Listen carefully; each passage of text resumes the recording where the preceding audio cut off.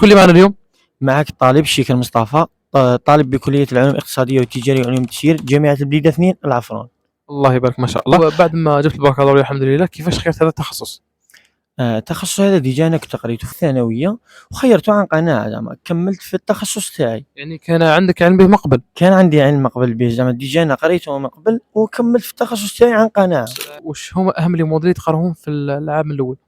بالنسبة لي موديل نقراهم في العام الأول من أهمها الاقتصاد الجزئي، المحاسبة بالطبع فهي مادة أساسية في هذا المجال. موديل بسيط. صحيت.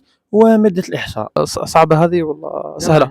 نوعا ما زعما اللي يكون ما قراهمش ديجا من قبل راح يلقى صعوبات، هذه حاجة باينة. متى واحد يقرا لك علمي كي يدير هذا التخصص راح يلقى صعوبات. صحيح. أكيد. شحال من تخصص كاين في هذا المجال؟ عندنا علوم اقتصادية، علوم تجارية، وعلوم تسيير، ومحاسبة ومالية. يعني 4 تخصصات. 4 تخصصات. واش هي نصيحتك لأصحاب البكالوريا في اختيار تخصصات؟ يعني على أي معايير يبنيوا عليها بيختاروا التخصص تاعهم؟